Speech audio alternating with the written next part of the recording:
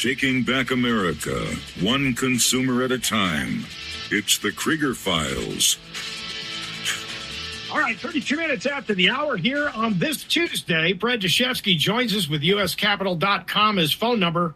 If you don't have a pen and paper handy, I told you need to have one if you're going to listen to the show, because we hand out and impart all sorts of information here that is solution-based, and you need to be taking notes. His number is 1-800-878-2646.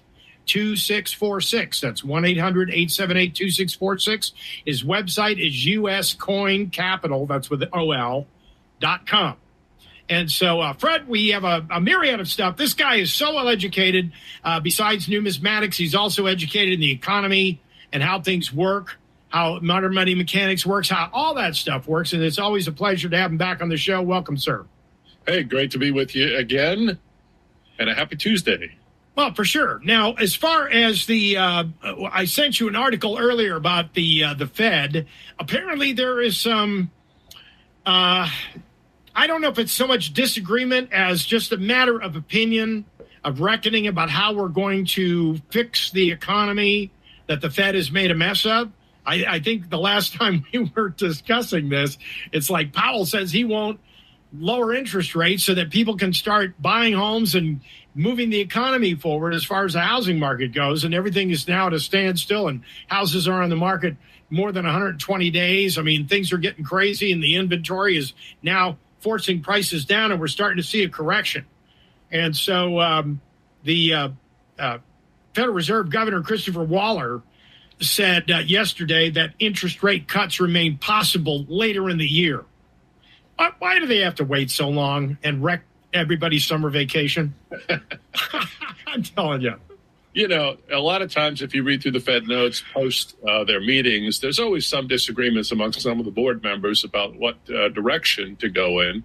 And I think part of that is because the Fed uses aftermarket data. So a lot of the information it's getting is old, and it has to then translate and figure from that how to decide moving forward what to do. And, you know, the Fed does have a very precarious decision to try to balance, where lowering interest rates always sounds attractive, but it does come with consequences. You know, for example, it lowers the yield on securities that the government sells. If we raise rates, that means we're paying more on government bond issues. And since we have to sell a huge quantity of debt to sustain the government's deficit spending problems, it's not so easy just to say, okay, let's lower interest rates. So, you know, the Fed has always been faced with this sort of dual-edged sword of trying to balance this, and it has been problematic. And sometimes they have overdone it. You know, they've raised rates too far, or they've lowered rates too much, and it causes its own secondary problems. So it doesn't surprise me that in the aftermath, you know, you hear from a particular Fed governor who's scratching his head going, no, I don't think this makes sense to me. I think we should be going the other way. I'd love to be a fly on the wall of one of those open market committee meetings where they have these kind of conclusions, you know.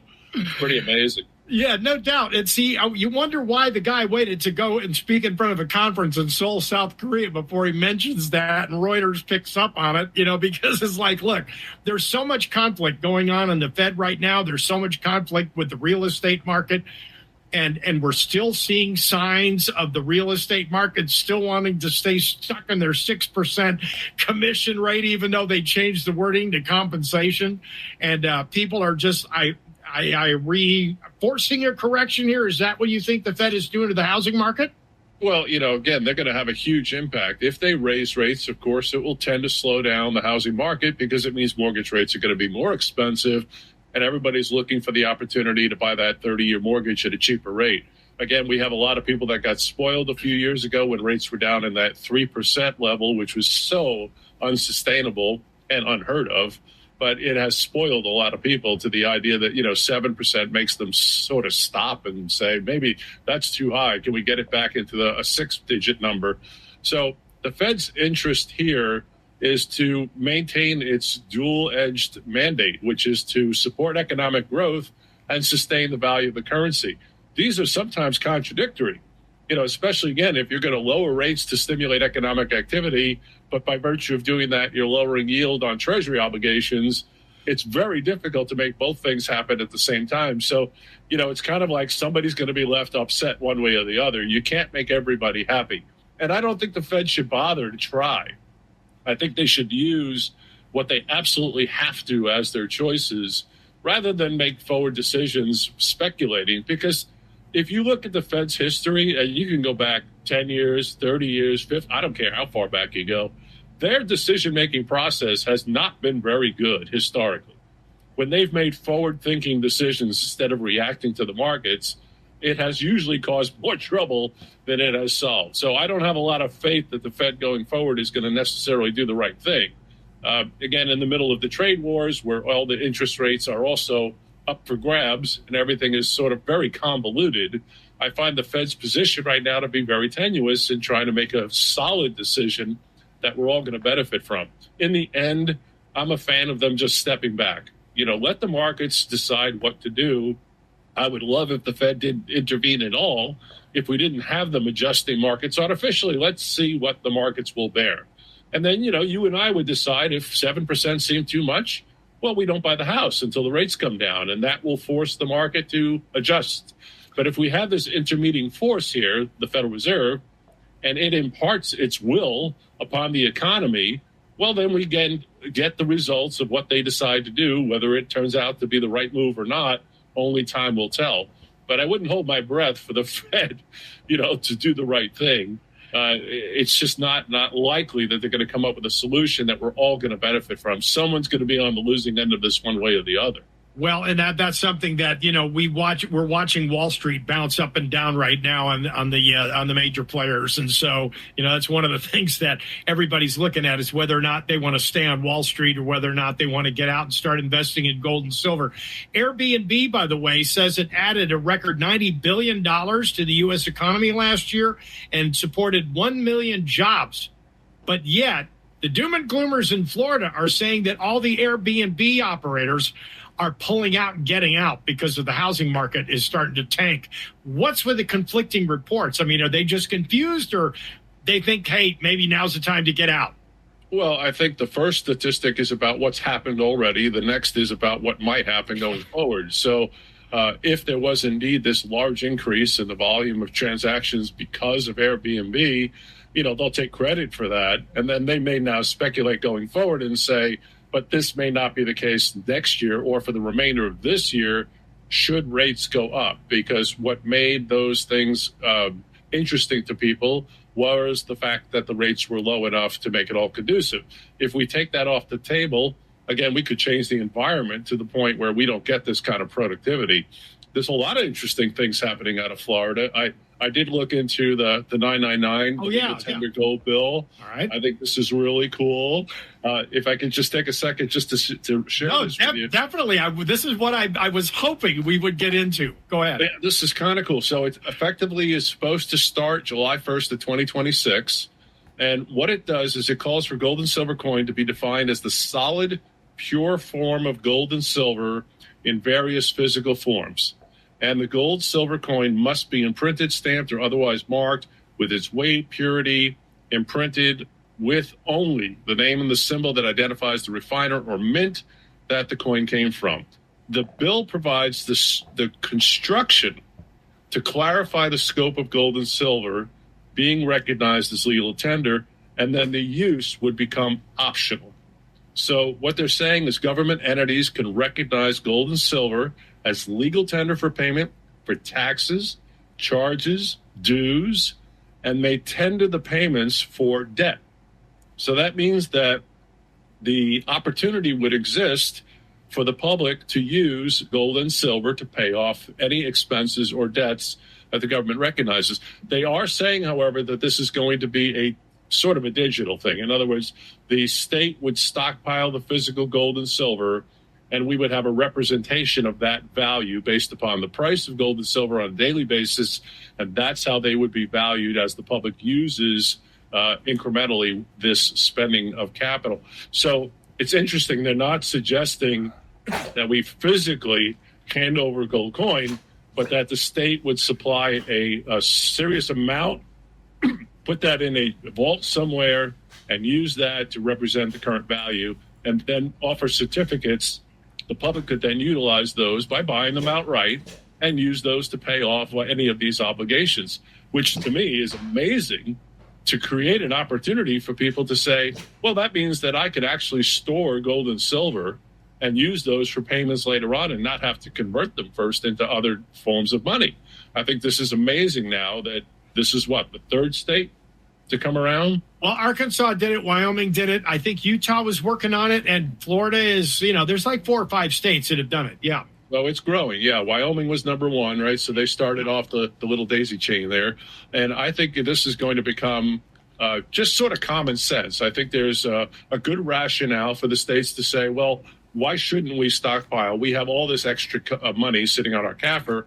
We can take some of that capital and physically buy gold and silver, issue certificates against it, and have the public buy them. And then if the public wants to use that to conduct commerce, well, we don't have a problem with that. But to me, the key is if the state allows you to pay your taxes with it, that will create a strong demand. Because this way, I don't have to find an individual buyer necessarily who's going to agree and support this. I know I have the government in the end willing to accept it because everybody has to pay taxes at some point. Well, we would like to think that. I'd see the legislature's been saying all this stuff, and so is DeSantis about eliminating property taxes in Florida. I don't see that happening because we have no state income tax. I just don't see it happening in Florida anytime soon. I really think the bigger problem in Florida is they need to get a handle on this insurance crisis they got going on right now, because that is killing the marketplace and people are bailing out in droves. The thing about the certificates you were talking about, we had silver certificates a long time ago that people could take to the bank and redeem for silver. And now you're saying that the state will create a certificate that people can buy and hold on to rather than tendering physical gold and silver, which they could. But see, if they start tendering physical gold and silver, then the state could start hoarding and putting in reserves all of this wealth that's being transferred via actual coin, gold and silver coin, because they already clearly said bullion is out of the question. They're not going to do bullion, right? Well, actually, it sounds to me like that's where they're heading. It is bullion. Really? In other words, the idea that the value they're assigning to these gold or silver pieces will be exclusively the metal content they're made of. Wow. So they're not going to be looking at anything that has additional value, merely looking at gold content or silver content.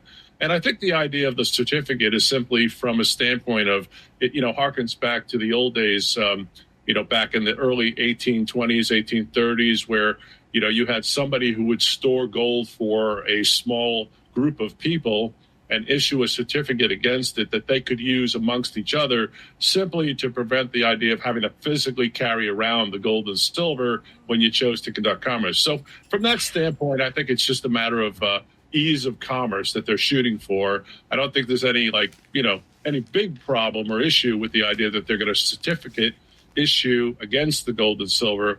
It almost makes sense to me. It'd be a lot easier for me to pop in a store or hand you a certificate that says, I have 10 ounces of gold. Here's my evidence of it. I have the certificate. It is from the state. They guarantee that gold is actually there. It's there. I know it's there. You accept my payment, and then you can transfer that payment to the next guy, and everybody's happy. I think this is absolutely fantastic and harkens back to the old days of, right. I earned $1. I bought it. I bought gold and silver with that dollar because I didn't believe that the paper dollar was really the way to go. Oh. Over the hundreds of years, since the original, the idea of why we have to do this has certainly changed, but the concept is very similar. It just seems a lot easier to conduct commerce. Now, in the old days, there were occasions for the guys that held the gold to issue more certificates than they had gold in reserve. And this led to some bank runs against these guys, and some of these guys got hung, when the public in the town found out that they had been issuing certificates. And, of course, they used the extra certificates themselves to buy property. That's what they did then. So they played the same game, right? You can imagine the state of Florida accumulates all of this gold, issues additional certificates nobody knows that they've issued. Oh. They use that to buy property or whatever they want to purchase with it. And we find out later that they've overinflated the number of certificates. So I do have some concerns about past history being repeated. See, that's one of the reasons why we put this out here about history repeating itself, folks, because then you have to keep an eye on the gold reserves and the silver reserves in the Treasury in Florida. Make sure the numbers match. Make sure they match up. See, and you're watching what happens? Because see, now if we were to go to our treasurer and say, look, I got to pay my property tax bill this year, and here's a gold coin, and this is worth $10,000, and I want my change, and we don't know how they're going to treat that. When your bill is only $80,000 and you came at them with a gold coin that's worth 10. And so, when you're looking at stuff like this, and then you look at the certificate that they give you, it's like, wait a minute, this is like almost representing legal tender for all debts, public and private. And it's almost like it's mimicking the dollar, but it's not. And the United States government hasn't taken issue with this yet. Yeah, this is what surprises me, is that the Fed hasn't pushed back on this yet. And I don't know that they will, but like a lot of things, sometimes you poke the bear enough and eventually you get to the point where the size of the problem becomes significant enough where they step in and make some sort of ruling. And of course, it wouldn't take much. An executive order by the president or interference by the Federal Reserve could overset this type of process very quickly. So it's interesting to me that we're making progress state by state. And initially, there's almost no reaction coming out of either federal government or from the Fed about the idea that the state wants to move towards having some solid gold and silver in reserve and letting people have certificates against it and use it to conduct commerce, because it is a competitive form of currency to the U.S. dollar. So if it becomes more popular, that's not good for the U.S. dollar. So I'm surprised. Because one's intrinsic, one is extrinsic. So, I get it. But the thing is, Trump is playing in crypto, and that literally is extrinsic in value. It's like gas. And like I told my listeners, if I want gas, I'll eat a can of beans and I'll get the same result. Eat at Joe's and get gas. You gotta love it. So the other thing that's being affected by all this, according to employment vacancies, unexpectedly rose in April, reaffirming the health of the U.S. labor market, because they said job openings climbed to 191,000 to 7.391 million. There's over 7 million open jobs right now that, nobody wants to work. Well, I think we still have this labor force that's kind of shifting its way back from, work at home. And a lot of companies now are requiring people to start showing up at the office again. And we're getting a shift again from, what happens over time. But we have come through a few different economies to where, the labor market has been sort of splintered. And you did have a lot of people with the work from home concept. And a lot of those jobs are ending. And it's now a matter of, go back to work. And those that had not found jobs, I find that hard to understand, because it certainly seems like what you're saying. There are plenty of opportunities to work now for people to go back and get back into the labor force, which is a very good sign for the economy. So it means that we are moving forward and starting to see a little traction in gaining for people to get back to work. And there's nothing more important for Americans to be back to work, but also being able to earn money that they can count on. And I would love to see these, new gold certificates and silver certificates from these states also work up between states. That would be really kind of cool, because if we start nationalizing some of these, and you could say to me, hey, I'm in Florida and I have a gold certificate from the state of Florida and I want to send it to you up in South Carolina. Will you accept it as payment? And I say, well, sure, I'll take that, Dave, because I could either go back and redeem it in Florida, or perhaps I could start using it here in South Carolina, because people will have faith. But I do find this really interesting, because effectively we are creating a new alternative to the U.S. dollar, which I favor way above the idea of using crypto for that case. Oh, yeah. Because at least with the gold and silver, in the end, there is a physical entity we have. We can point to it. We can count it. We can hold it in our hands. And if they do this properly and only issue certificates against the equal quality of and quantities of real gold and silver they hold, well, that's going to be a very stable form of money. It won't erode in value over the years, which means that I think Moore's law, good money drives out bad. We're going to find that more people will tend toward these certificates than they would U.S. dollars in the current form. So again, I just can't wait for this to become so big that eventually we finally see some pushback from the Fed or from the federal government, and what that's going to look like. it's a 10th Amendment. The rights are reserved to the states and then to the people. And this is what's going to protect it is the Constitution of the United States. And people like Tucker Carlson stop saying the word democracy, because that is not what we're in. And it was very clear in the Constitution, Article 1, Section 10, about gold and silver coin and who's minting what and the whole 9 yards. I mean, our history dictates it. So in the job market, what we're seeing is because the younger generation is having a problem because they want to sit at home in their PJs and work on their computers. I mean, we're talking about the tech sector actually putting more people back to work. But what's happening now with the new hires, it's all the older folks that were working, come out of retirement and going back to work because the company doesn't have to retrain them. I mean, they're saving money by doing it and hiring all these people out of retirement again.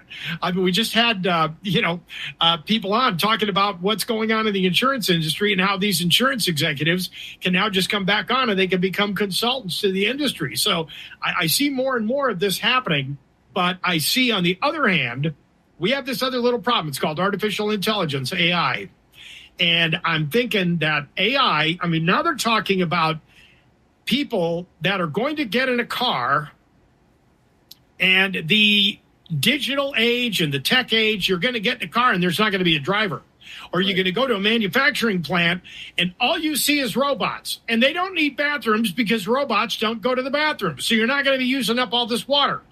All of these things, I'm hearing reports about companies shifting into high gear about automating all their processes using robots and all these people being out of work.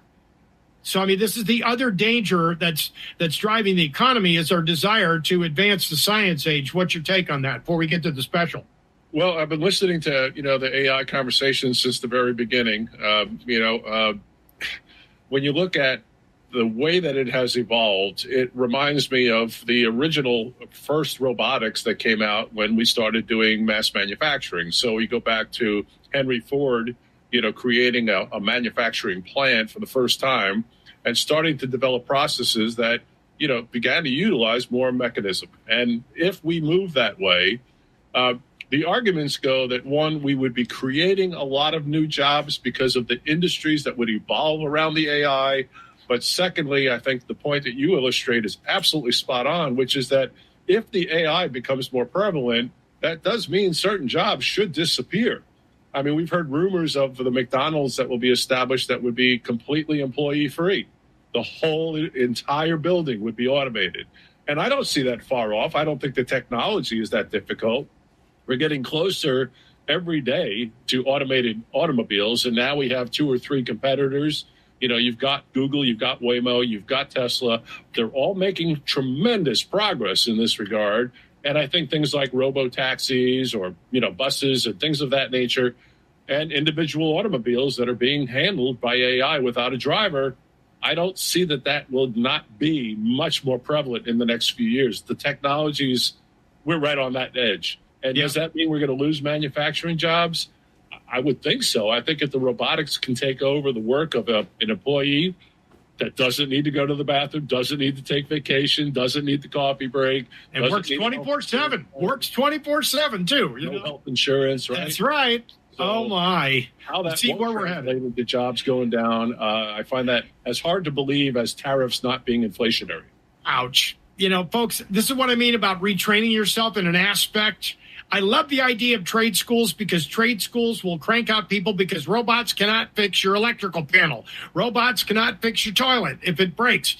Robots can't do a lot of this stuff, folks. And I know some of this is grunt work and it's hands-on, but man, the money is good once you get out there, and people are going to need to start thinking about retraining and getting their situation, especially with what we're doing with SIPs building. Jamie Dimon, by the way, is his retirement is several years away. We just got wind of that he opened his mouth and said in an interview on Fox Business that the retirement wasn't imminent, but everybody was lining up trying to take his place, which I think is hilarious. But now we've got the summer sale, and we have a minute to talk about that. The U.S. Coin Capital summer sale. Give us the details, Fred. Yeah, what I wanted to do is, since the market volatility has been absolutely difficult for us because every day we have different prices and different premiums on the metals, what I did is I just focused on the idea of trying to provide a good buying opportunity. So what I'm going to do is anybody who mentions it will simply just take 5% off any order over $1,000 between now and the end of June for anybody who catches this and mentions it. This way, it could be either gold or silver, regardless of what they feel is most attractive. Silver is about $34 now. Gold's still $3,300, pushing a little higher. Wow. We're still roughly 100 to 1. We got into the high 90s to 1 on the ratio of silver to gold. So I still think silver's underpriced. But yeah, our special for the month, all you have to do is mention that you heard about it, and we'll knock 5% off any order over $1,000, gold or silver. And this is delivered right to your door. Yeah, it is, and I can swear to that because I've ordered from friends. So you need to do the same thing. 1-800-878-2646. Make the call now. Fred Dashevsky, thank you so much for your input. We always appreciate you coming on and giving us a synopsis about HB 999. I appreciate you, sir, more than you know. Great to be with you. And again, if the states are going to start accumulating gold and silver, they're going to stockpile it. That means additional buying. Great time then for individuals to buy. You got to love it. Thank you. We'll see you tomorrow. God bless you, and God bless the United States of America.